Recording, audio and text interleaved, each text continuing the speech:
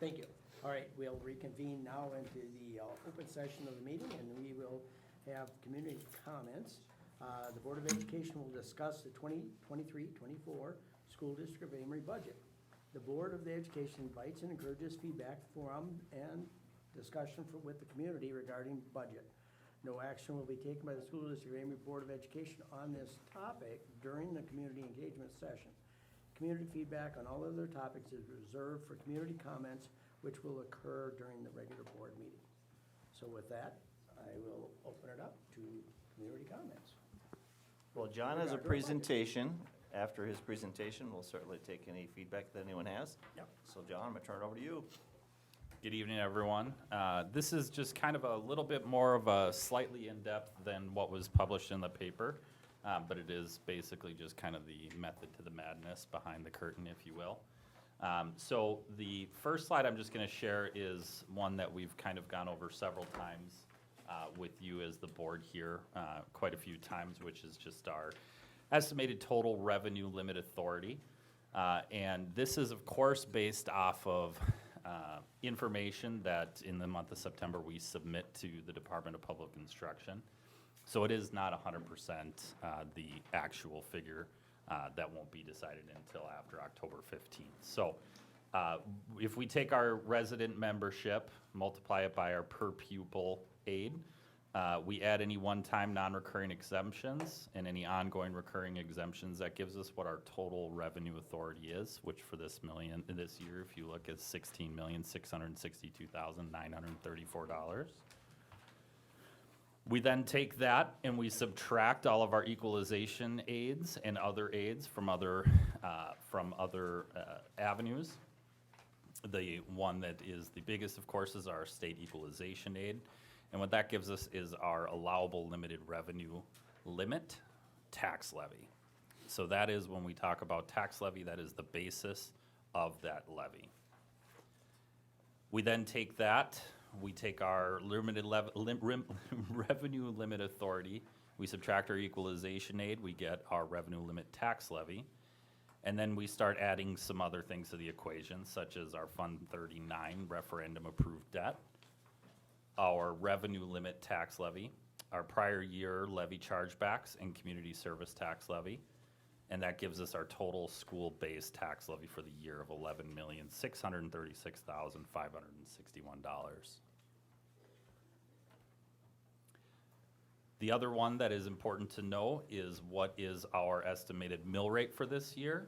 And I'm happy to report that if you take the total school-based tax levy, you divide it by the equalized property value for all municipalities, townships, et cetera, that are part of the school district of Amery, and then you multiply that by $1,000, it gives you a mill rate of $7.16.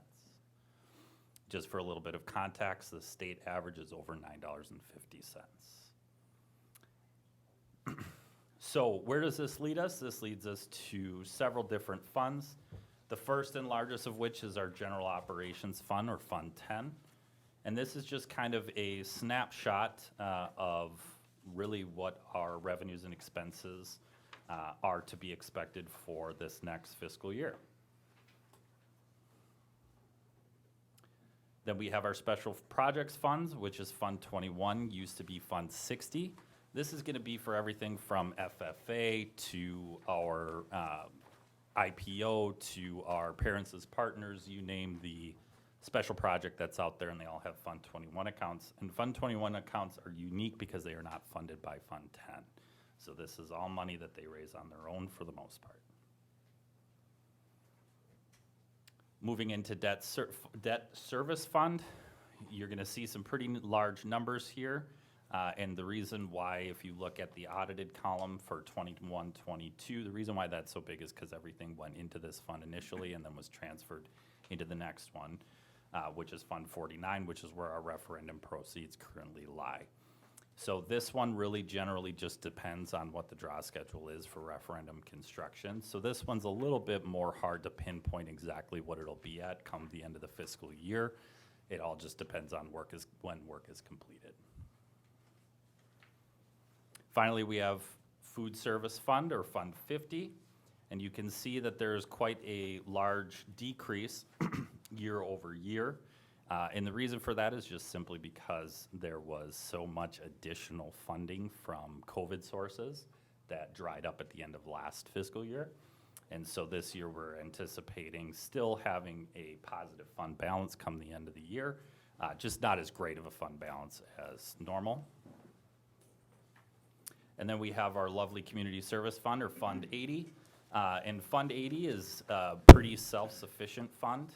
This includes our clubhouse and our community education, both of which are doing very well. And with the added classroom, we'll continue to do well in the childcare area. So total estimated tax levy for this year, again, we're looking at $11,932,508, which is a 10% increase year over year.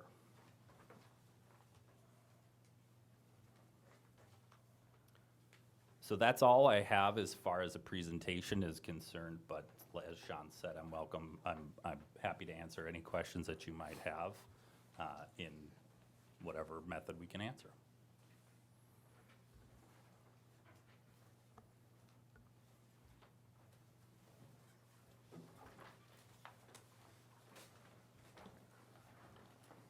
I have a question on the website. Can you go back to?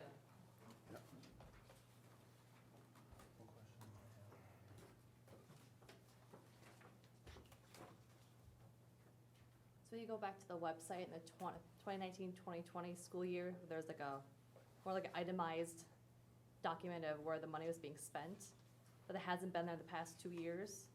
Is there a reason why that changed, so we can see where the money is being spent, not just here's a huge bucket of $23 million? So if there's, obviously there is our legal responsibility for publishing the budget in the paper. So I think that's the one that a lot of people view as our final budget.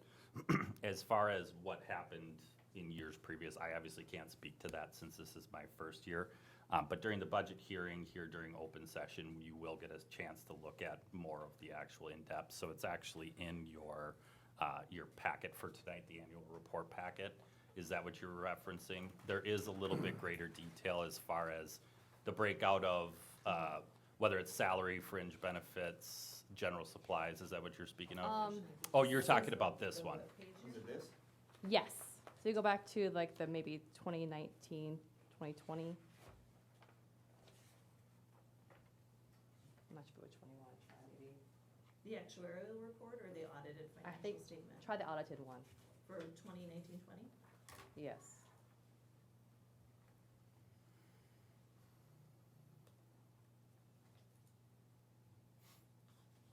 Oh, so No. this is the CLA report? Nope, go back to it would be a different one. That was not the form I was looking at. I apologize. Try the actuarial one.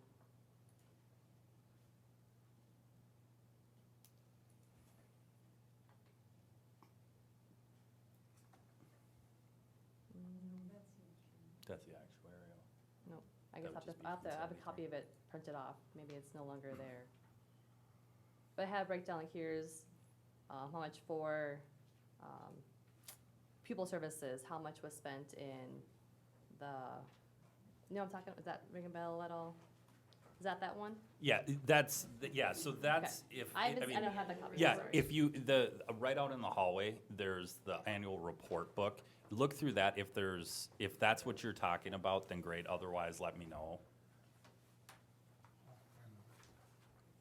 It would be like the last 5-ish pages. Similar. I think it's condensed down from the 45 pages it used to be. Does that sound right? Well, that version's never been 45 pages. That's always been 5-6 pages. I'm not sure what the 45 page that you're referencing. I don't know what that. The one right out at DPI was pretty extensive. Well, anything out of DPI is going to be long. Yeah, are you talking about the DPI annual report? Because so that would be, and if it's a link from the website to the annual report, is that a part of it?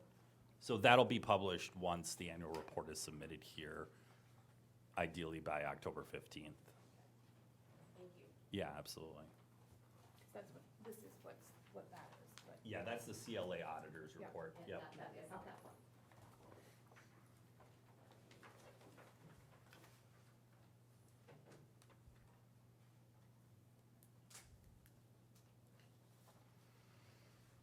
guess the simple question I had earlier was just, are we making budget?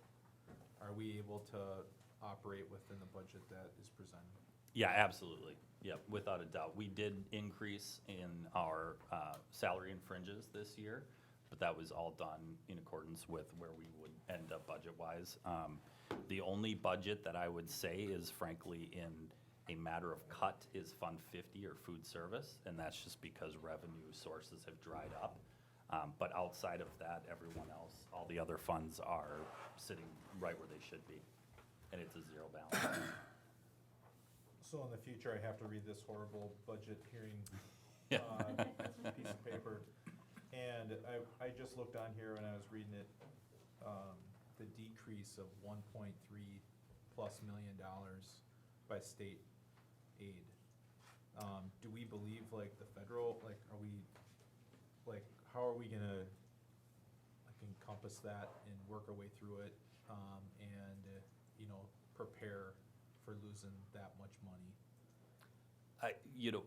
Well, you have a declining enrollment exemption for one, which Right. cancels most of that 1.3 out immediately. So that's not gonna be evident until the third Friday pupil count just happened this past Friday and isn't submitted until the end of this week. So we won't know, and that's part of the annual meeting fun, is you're reporting on information that is not 100% certified by the state yet.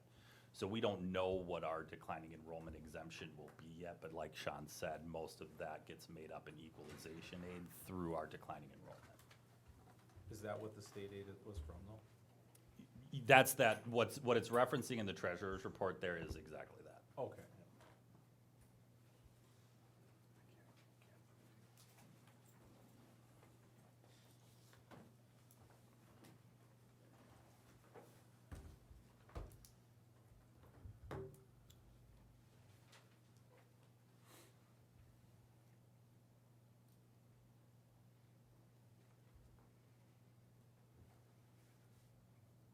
Accounting is fun. And as far as the Fund 50 goes, right, for food service, the ending balance is decreasing some, but it had been probably significantly higher than what it was prior to COVID. right? Yeah, in fact, it was so high at the end of last year, DPI gave notice that we were gonna lose our ability to claim if we didn't Right. start spending it. And so the rule there is you can have 3 months of net operating costs in a reserve or in a fund balance at any time before you have to either spend down or you have to do that. So the ending balance at the end of last fiscal year is that's 3 months. Okay. So there's a million different ways, one of which was offering a better product, offering more services, more options, that sort of thing, which increased the cost. Okay. And so our balance is really kind of working its way back to a more historical average. Yeah, that's correct. And in speaking with Michelle, that's the balance that we're gonna maintain. So when I discuss cutting, it's not that we're losing jobs, it's not that we're losing services, it's just more about back to business as usual versus an open checkbook to make needed changes. Sure. Okay.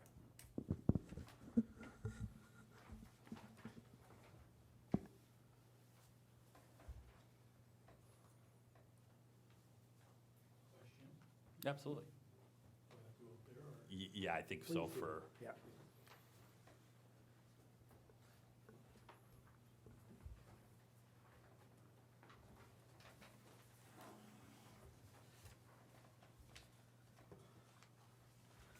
I'm confused on this Fund 38.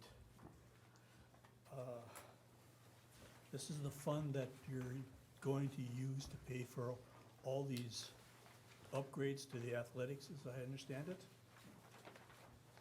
That's part of it. Well, then, where does the money for Fund 38 come from? You can certainly. so Fund 38 is all debt that lives within the revenue limit or the revenue limit authority. So Fund 38 is basically any outstanding debt that the school district has that without having to go to referendum. So that money comes out of our general operating fund to pay for that debt. Does that make sense to that? It does, so it lives within the budget. It It's lives- bud- yeah. It's budget, it's money that's already budgeted for school expense.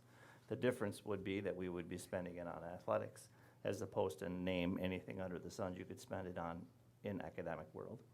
Okay, which raises a question, at what point of the amount of money that you're going to spend on a particular project requires a referendum? You're talking $5 to $7.5 million in the proposals that I saw? Shouldn't that be a referendum? None of them are 7.5, the highest is 6.5, anywhere between 3 and 6.5, and what you'll see tonight, if you stick around, is anywhere between 4 and 6. There isn't anything in the law that indicates and states that we have to go to referendum based on X dollar initiates referendum. Now, the board can very well say, I don't like that price tag, and I think we should go ask the voters. They can do that, but there's nothing that requires us to do that. So if we have additional money out of Fund 10, it's literally just using operating dollars to spend down on debt. Okay. Where can I find out in this budget how much is being spent on extracurricular activities? Talking all extracurricular activities. you know, Like everything that's, Athletics, everything. all co-curricular, so athletics and non-athletics. Right. That's in Fund 21, all of that information. Where in Fund 21? You want a total price tag by athletic endeavor, or total price tag for all activities? I'm trying to figure out where this is in Fund 21. Well, all of the athletics is going to be in Fund 21, and all your activities would be in Fund 21. If you want us to give you a total number of dollars spent on activities, we would be happy to do that, but it's not going to be listed here. We would have to tally it. We'd have to figure it out and send it to you. So if you go to the second page of the budget adoption, page 9 in that booklet, if you go to page 9, and you go all the way down to expenditures and other financing uses, and then you take a look at function 160,000, is that the number that you're looking for? Well, I don't know, is that for all co-curricular? So when it comes to activities? co-curricular activities, the issue is gonna be, we don't break it out by athletics versus math club or whatever the case may be. Right. And then there's a lot of them, like Sean said, the vast majority of them live within Fund 21, which is not operating dollars. So the best number that you're gonna get as far as what does the district spend on co-curricular activities is this number. Okay, now, does that include everything? Well, like I said, there's some powerlifting comes to mind, No, I'm dance. talking about all expenses. Oh, absolutely. Buses, Buses for transporting for, transporting, Yep. upgrading, taking care of the facilities. correct, yep. So the facilities are not broken out by athletics, that's just under grounds, which we'll be going over again later this evening. So grounds are grounds, it's not specified whether it's for football, for soccer, for anything. And the DPI doesn't break it out that way either. Okay.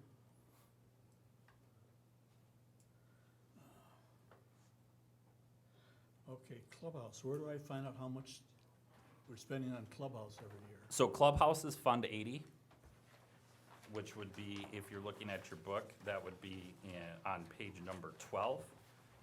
But again, it's not broken out as Clubhouse.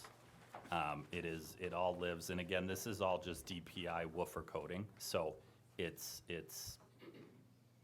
the way that the state requires us to list it. So that's where that information lives.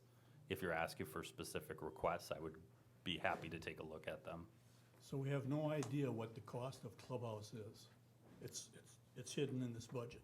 Well, I think we do. Correct me if I'm wrong, John and Sean, that when we have the annual report on Clubhouse, when Nina comes in and talks to us about, that's covered in that time frame. And then Tracy also comes in and does a yearly report and tells us what income came in and what income was expended, right? So they've been covered on 2 different meetings, I believe, right? Am I That is right correct. about that? Yep. So they have been covered under 2 different meetings, it's just not broken out into this particular piece of information here, but we have gotten that information. So you don't know how much income is versus the expense. We do, because those are presented to us once a year. Those were presented in other meetings, and the other factor that you need to consider, Fritz, when you talk about childcare, students that enter into our childcare program that become our students, we had 11 students go from our childcare program into our 4K program last year. That's over 100,000 right there.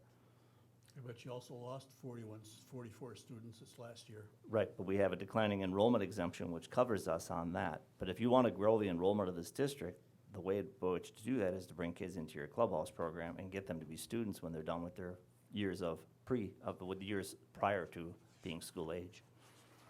Which is exactly what we're seeking to do. We're expanding our clubhouse operation and we're adding space in order to accommodate those new kids. That's our plan. So where was this increase? Which increase are you referring? The students you're talking about. You had an Enrollment into 4K, we moved 11 kids into that program from last year into this year, and we're hopeful to do even more next year. And we're also expanding our childcare by about 30 or 40 kids, and if we can do that, that bodes well for the future. That's the hope. There is no childcare in this town. We're really the only show in town. Okay, well, I'm looking at your school district enrollment here for 2022, 2023, that's in the book here. Pre-K through 2, there's no increase, it's all decrease. The decrease is an overall decrease. Yes, we are a declining enrollment district. That is an accurate statement. No, I'm talking about pre-K through grade 2. Not from 2021 to 2022, every one of them is a decrease in the number of students. Correct. What I'm saying is if you didn't have childcare, you would have a lower number than you presently see there. I'm not seeing the joke. What's the funny? No, I mean, you can't, that's just your conjecture. There's no proof to that. There's no proof? Well, we've asked them, and they've said to us, we like what you do here. We're going to enroll our kids in school here. I just look at the enrollment, and it's just on a downward trend, period. Statewide, it's down 15% everywhere. We're not the only ones. The only districts in our CISA that are up are Grantsburg and St. Croix Central, because they have virtual school options. Everyone else is down, including the booting places such as Hudson. This isn't just an Amery thing. This is a statewide and a nationwide thing. Due to a number of factors, you know, people are having less kids, choosing not to have families, delaying families, housing issues of, you know, places to live here, jobs. So it's really, I mean, it's multifaceted. We've talked about it as a board. We've attended meetings district-wide, CISA-wide, statewide. It's on everybody's radar. We know it, we see it, we've talked about it. But it's just, I don't know, it just seems like if everything going down, why are we spending more? In regards to athletics, No, spending more, everything. Everything costs more. Well, everything costs more, I realize that, but.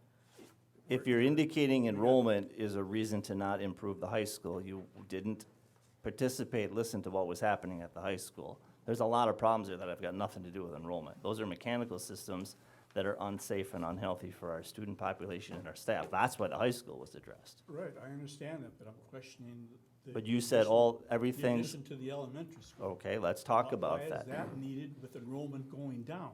Because the enrollment decrease already has happened at the elementary, and we're still out of space. Because we don't do education the way we did it in the 80s, where you got 36 kids in a class. We have all sorts of kids that are pull-out instruction in all sorts of areas. And if you're gonna increase your childcare, where are they gonna go when they come into school? You need space for them to be. Hey, Sean, just, let me get in the middle of this. Fritz, right? Yep. Fritz, my name's Joe. Nice to meet you. You've brought up some things, and so the way I run a show is if you come and complain and again, a lot of questions that you have, I just wanna hear some of your solutions. Plain solution is, instead of running the daycare system, now then you have enough classroom space. It's that simple. But you put it, was it $8 million addition on over there, so that you would have extra classrooms, but you would also have more room for running a daycare center, which, to me, doesn't make sense. This is, as a public institution, we should be providing education, not daycare. I mean, you say if no one in town is offering it, and all the businesses in town think it's a great idea that the school is doing it. If it's such a great idea, then why don't the businesses get together and create a daycare center? Steve, I think you can speak to that, Kane. The business folks have talked about doing that, and it's a huge undertaking. The rules and regulations for running a daycare are well beyond the focus of businesses in general, where a school district is set up much closer to what needs to be done as a day-to-day operational thing, with kitchens and facilities and whatnot. It's a much better thing for the district to do than it is for a business to do in general. Then why don't you get the businesses to kick in extra money to pay for all these additions? Well, please know that the It's addition, benefiting them, it's not We're benefiting me. paying taxes. Hmm? The businesses pay taxes. How many of them are in tax increment finance districts that don't pay taxes to the schools? Not as many as you think would be my guess, but I don't have an answer to that. I would say that when we did talk about that before Steve was on the board, and I think before Joe was on the board, we actually talked about those options of this daycare, and this board actually had concerns about how much money are we going to spend, and what is our operating costs, and if we're losing money operating a daycare. Since then, the ship has been kind of righted, and we're not losing money operating the daycare. Yes, we made an investment with a referendum, but this referendum that we chose to go to, the public had the say in that. So we put it out there, and the public was the one who voted on that. I'm not saying that the majority's always right, unfortunately, but that was the majority. So we also talked about options when we went to that daycare solution down there. In fact, we steered away from building a whole nother building for $7 million or more, and then the cost long-term to the district of operating that complete separate building. So we compromised and said, we think that we can do this where it would benefit having kids coming into the district. We're gonna benefit the businesses that are here to have people that are in our city employed. It was a kind of a win-win, and yes, it cost some money from the taxpayers all over, and I think it's probably a very socialistic way of looking at it. But unfortunately, the public school system is probably one of the biggest socialist programs that there are compared to other than Social Security.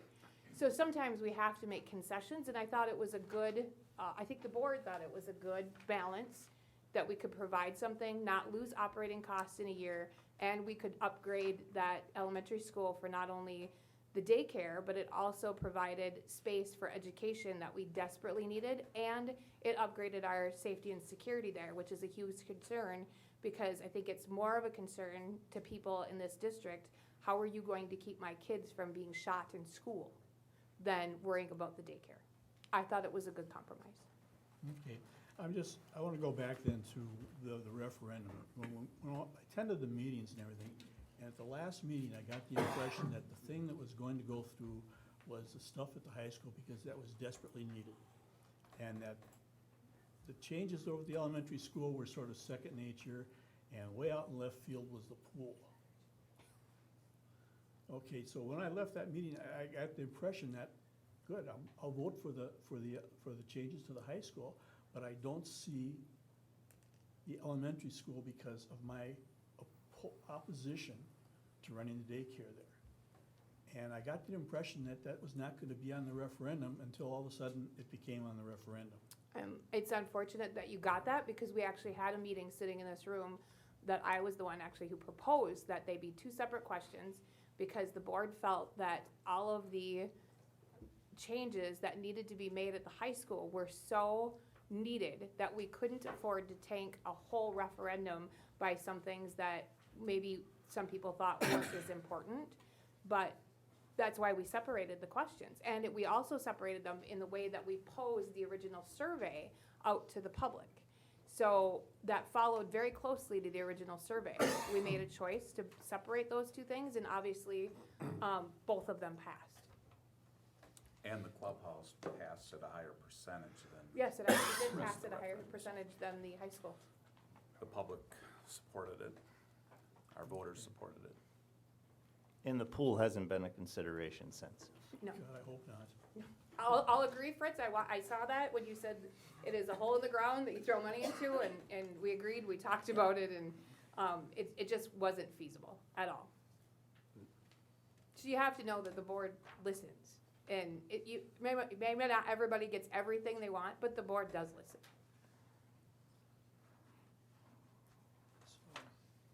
We do the best of our ability, the crystal ball, to find out which direction to go, and that's where the talk came with childcare. I know when I was on the board, we discussed, taking away business from other businesses in town. Asked them, and they were overwhelmed with waiting lists, so they were like, please start a daycare. And again, our thrust wasn't to start the daycare to provide daycare, it was the declining enrollment addressed. That was just one of our ideas that we felt, let's try this. And, even though the numbers do show down, I think that they would be worse if we didn't have that. Because we are retaining those people that, commute and drive towards the cities. We opened up a additional classroom for childcare about 3 weeks ago of 9 kids, and its number so small because the age of the kid was so young, it has to be a small number, and we filled those 9 spots in 45 minutes. There's a need, a huge need. Yeah. What is the district's total debt at this time? And you're talking Fund 38 or Fund 39, because that's with. Total debt. Okay, well, the total debt would include the most recently passed referendum, Right. and then the debt within, so you could, 43.5 million in interest included, that John's fishing out right now. And then the debt within the Fund 38, which is debt that lives within the revenue limit, that total debt's less than $300,000 total, which is less than 0.4% of our entire budget. Okay, but what's the other part? What's? The other You part, used something during the presentation on the upgrades to the athletic facilities. there are 3 spots from which you can pull money in order to address the athletic facility, whether it's 3 million, 4 million, 5 million, or 6 million. The first spot is through the existing debt. You pass a resolution, you have to do that publicly, post it in the paper stating, we're gonna take this line item, and the line item that exists in our budget is $231,000, and we want to extend that line item for the next 20 years. If you do that, once you have a resolution, there isn't a petition to deny that, you get all the way to the end of that process, that frees up approximately 3 million, depending on the interest rate, anywhere between 2.8 and 3.1. The second manner by which you would fund athletics is by referendum contingency. If we come under budget at the high school and elementary school with that referendum work, anything that falls under the question of for the purpose of, like site upgrades, there are lots of site upgrades that would be athletics related. That money can then be used for athletics. That could be potentially upwards of $1 million. If the bids come in right and the work comes in, you never know the unforeseens in a referendum and a building projects. That could free up upwards of $1 million more. That can get you out towards 3.75, 4 million, and then the rest of it, if you wanted to go further, that either needs to be financed beyond the 3 million, or that comes from the budget that's 2023, 24, and 24, 25. Those are the 3 revenue streams to get you out to your price tag. And the board has to decide if they want to do this and at what price tag. And the price tag is determined by what you do. No, what I'm referring to is at that meeting, Which meeting are you making I'm reference to? talking about the one where you're talking athletics, where you came up with the assessed valuation of the property within the school district, like 1.4 billion and change or something. 1.6. 1.6, and that you could go up to 10% or something like that of that. The total debt, the the total total. debt issuance, like how much you Right. can levy, we're not anywhere near that. Right, but what is it at right now? Well, that was in that presentation. What was the percentage? We'd have to fish it out. It was like 14%, and the max is like 60%. We're not even close. We're Okay, tens of I'm millions just away. curious, I didn't, Yep. so that's different than the figure that you gave at the meeting for the athletics, this is 0.5%. Well, what I'm saying is the money that we have that's debt in Fund 38 is 0.4% of our total budget of 23 million. Right, but you got 14%. That's total debt. The max total debt, So- based on our budget portfolio, we're at about 14%, and the max that you can go is about 60%. So we're tens of millions away from But those are that. two different things. They are completely two totally things. different things. Two different things, but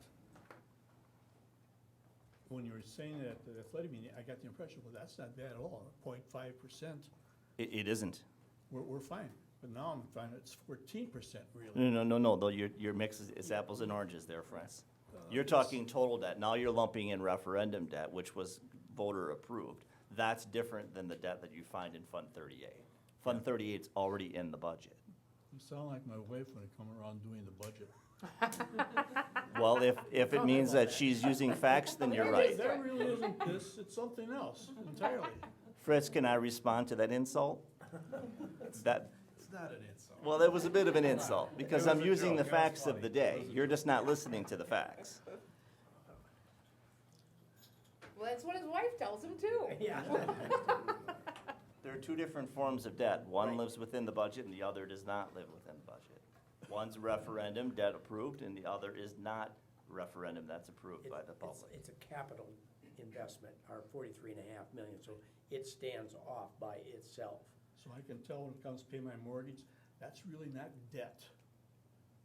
No, it's debt. It's money you're already paying, Fritz. But when your tax bill comes, part of it is assessed for the capital, and the rest is for the expenses of the school. There's two, they just lump them together. If they, Well, that's what's confusing. yes. There should I be one understand. debt, not two separate debts. Well, that's school finance. And Yes, Fund yes. 38 is not debt that's gonna increase your property tax load. Right. Fund 38 is money you're already paying. We're simply expanding that debt for the next 20 years. If we didn't do that for 20 years, it wouldn't be money put back in your pocket, because that would mean we're under levying. This district is never under, none of the districts are under levy. That money is already budgeted for. It would be spent on something else if it wasn't spent on athletics. I Are guess you it's- suggesting we under levy? Because if we under levy, that's telling the state, you No, don't need the money, we're I'm good to just saying go. It's very confusing Yes. It is. that you have two different debts. That's school finance. Those are the laws. That's what we follow. They're two different forms of debt. One we asked the public and the other we didn't. Is there ever gonna be a chance where there's going to be a budget that's understandable to the public? Or do we have to live with this What don't you- convoluted- What, I would be happy to meet with you when you want to meet. No, I'm talking something that everybody could I get. would like you to help create it. So if you understand it, then everyone will understand it, right? But the point is that what you're having is what's given to DPI, it's Yes. audited, it is their requirements. And you said something in the last meeting. Okay, I Say sat that with the again. auditor, this is approximately 3 weeks ago. We're in the process of auditing our 2022-23 budget. The auditor does that, third-party contracted auditor. And that person sat, Jonathan is his name, and I said, Jonathan, can we put our budget in the newspaper in any form we want? He said, do you want state aid or do you not want state aid? I said, well, of course we want state aid.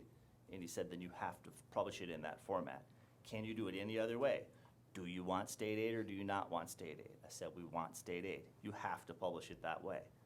That's the rule, that's the law that we're following. But in regards to the budget being understood, I would like to sit with you and John and figure it out. I would like you to help us create that budget format. Would you be willing to do that? Sure. Okay? Do you have an email that you could leave behind so I could contact, or a phone number so I can contact you and you can come in and we can do it? Now, we can do it now, is it gonna be published? Well, we're gonna publish in the paper what we're obligated to Right, I publish by understand, law. but if I go through all this whole thing, is it gonna sit there in some back room and never be seen by anybody? So are you suggesting we publish two different forms of the same information? Yes. Why would we do that if they're not the exact So same people can information? understand it. Okay, if they want to understand it, let's start with you coming in and meeting with us so you can understand it. I'm not gonna come in and sit in your office and come with this whole thing and you give me this piece of paper, says, here it is, and that's where it ends. I want it so that every person who's paying property taxes to this school district could open up the paper and say, oh, this is where my money's being spent. you want it broken down by category so they know like how much money you spent on lunch, how much money you spent on football, Just how much money you spent on salary. Some basic things. I think the basic things are in the book that you're looking at. And, you know, we do It's publish 45 the- pages synthesized into 5. Yeah, and we do publish the audit thing, that's available for you to pick up. And I, you know, I have to say that you're here, right? We have this meeting for the community to come here and ask those exact questions that you're standing here asking. And I think if it was very, very important that a large majority of the people wanted a different kind of format that they could understand, they would be here. But it's nothing It that we was- can control, though. It was very important for you to come and ask questions, and I'm not seeing very many people here. So then do we get into this discrepancy of now we're going to publish something that isn't lawful, maybe? And maybe there would, if there was any kind of discrepancy after an audit that come through, that wouldn't be necessarily audited. Would we get in trouble for that? There's a whole lot of legal things that have to happen there when you're talking about putting out a different format and then, because it makes sense to you, maybe somebody else says, but that's not enough yet, and I wanna know how much do we spend on footballs every year, and how much do we spend on helmets, and how much do we spend on classroom supplies, and then, so where do we stop the train? Yeah, I don't disagree with you at all. I would suggest that the push needs to come from higher up yet. It needs to come from a push from DPI to have some format that is maybe better for the public. Because school financing, my little bit of time, less than a year looking at it, it's confusing as all get out at times. Yeah, I look But at this. it's and audited. I understand that, but I understand it's audited and you're following the rules and everything, but I don't understand it. Yeah. But Yeah. you're here trying to understand it, Yes. so thank you. Yes. If you, And if I'm you, living, still not understanding it, that's the problem. Fritz, Well- if you want, sorry, I didn't No, mean go to ahead. interrupt you. The DPI website, DPI School Finance System and SFT website, there is absolutely information that's out there to help you better make sense of the gobbledygook and speak the language. But I can tell you as a new finance director that the first part is learning how to speak the language. Yeah. And that is all available should you want to do more independent research. And it's not business finance and it's not It is personal not business finance, it's not personal finance, it's not government finance. Creative financing? Say that again? Creative financing? No, absolutely not. It's the opposite of that. It's very restricted financing. Right, right. Creative has an implication that I take offense to, Fritz. Yeah. It's audited. But there are, when I went out, you look at the DPI website like they talked about, It's hard to be you can creative. find pages and pages and pages of more detail. It is interesting sometimes when they change the rules, how the accounting system has to change to, different entities are legal or not legal, accounting places that it was, now it has to go over here. That's happened in the last few years, and it is, even the equalization aid form is confusing. They don't sit down there and just make it black and white. And again, I know. on page 6 on the treasurer's report, unaudited, for, Yeah. for all the fund numbers, could you put the exact Fund 46 and 49 as capital projects fund? Could that be placed there? I could absolutely put some common vernacular so that it's a little bit more, I guess, easier to read. If you do go, like Becky is showing right now, if you do go, it breaks it down into what's called a roll-up fund. So it tells you what the actual description is there. And that's why we do publish that on the last page of this book, is just so you have a little bit, the general public has a little bit better knowledge or has the information that doesn't just say what the state wants it to say, it says what it is actually used for. Jose, I found it. There it is. Yeah. But as far as, Joe, to answer your question, as far as adding it to that treasurer's report, yeah, absolutely, I can add verbiage to it. Okay, well, thank you very much. Thank you. Thank you. Thanks for coming. You're welcome.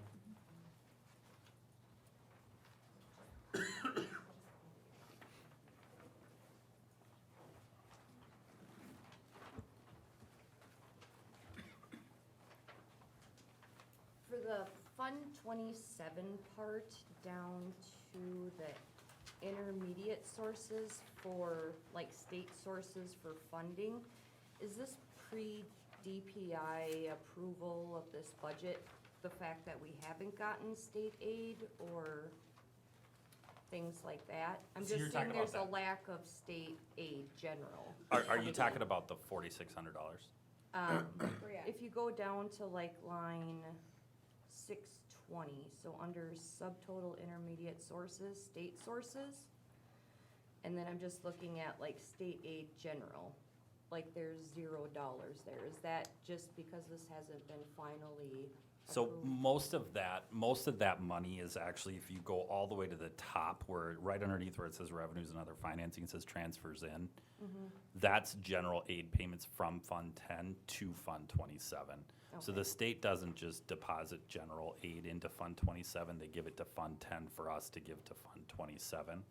Versus categorical aid, which is very specific funding for specific purposes. Most of it is wages and fringes.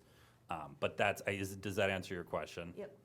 And then just wondering, do we get any type of like CISA 11 type funding, or do we not qualify, or do we? is Well, there not most of funding the stuff sources? that comes from CISA 11 does not directly come from CISA 11. Usually it's grants that are, whether it's a grant that CISA 11 applies for through the state or the federal government that we then apply, or that we then apply for, or Brad will apply for there. So typically, we're not gonna receive any just direct payments from CISA 11 as kind of a blanket coverage. Okay, Does that make sense? yep, thank you.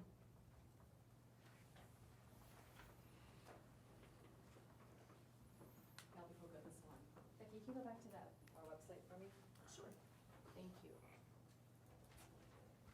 And then on the 2020, the budget here, sorry. Be careful. This one? Yep. Okay. So the budgets all used to be in this format. I think this is a good summary of what is on here. Yeah, it's a little big. Yeah, there we go. But you'll see if you go down, it's like 40-some pages of it broken down, how it's spent in each category. If you go back out and go into the next newest budget, the next two newest budgets, the formatting's changed, and you'll have that detail. I was wondering why the change between how it's been reporting. I'll have to look into that a little bit more. I can tell you that the one that we looked previous to this that's the DPI annual report, which is what I'm currently working on right now with the auditors. This is the budget publication report. So I can definitely look into why that change was made and what, if we want to change it back or what that process is. But I don't know the answer off the Okay. top of my head. Yeah, I think this is a good summary of what that used to be. Yeah, and you can still find the annual report out on the DPI website for those years. Okay. So it's just not linked to that right now through our website. Okay. But that is public information. Okay. And the next question was, part of it, for the referendum budget, where you mentioned that you're gonna keep it public with how much we've budgeted, the bids that came in, how much we spent on what we spent so far. I haven't seen that since February. We You have haven't, that? we haven't publicly displayed it, but we track all of that. We have to, we're Correct. obligated by law. But you Yeah. told us you're gonna. Yeah. Actually, we do, Okay. right? Isn't Well, it on your no, we monthly report? provide it to the board, absolutely. Yeah, so it's- that's but the it's public PMA rec. After the meeting, it's Yeah. public. It's on board book. Which one was it on? Every month. So every month I do a reconciliation to our Fund 39. So I categorically put every draw that is made from there, including interest earned from investments. So if you go to the last month's meeting, what you posted this is on this one. So it would be the debt Yeah, that would be the debt service. service report. So this is direct information straight from the referendum. So that top category is interest earned, or interest received, I should say. That second category where you see the numbers in red, that's all of the contracts that accepted a draw. Next to it is to say how much we estimated it was gonna cost us, and then how much it actually cost us, so we can see if we're staying on track. The only way to do that would be to look at contracts that were entered into and what was the final sum paid. That would be the way to do that. And keep in mind, a lot of these are partial draws for partial work completed. So it'd Which be is hard. fine. But I Yeah. thought one time we mentioned that you were gonna keep it so we could see exactly how it was being spent and if we're on track with by, Well, I think this is it, and I can say, and if you stick around, we have Cross Anderson and LHB. I will ask that question for you of them, where do we stand budget-wise? Joe and Ryan and Keith and I met last week, and we are presently, and George, and we are presently on schedule, and we are under budget. That's where we are at, which is, both of those are good. thank you.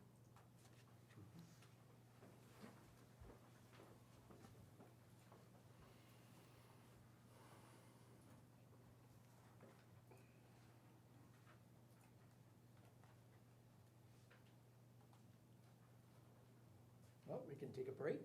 Yep, we cannot start the next portion until 7 PM, which, short little break, And then we'll come back. rest stop, and, I think we need to adjourn this meeting. yep. Yes, we do, All right, if nobody else has anything. so, all those are, who wants to make a motion to adjourn? I'll move to adjourn the, annual, budget, Oh, the community engagement. the session. I'm sorry, the community engagement session. All right, in a second. I'll second it. Joe, all in favor, say aye. Aye. Opposed, no. There we go. We're adjourned. See you in 9 minutes.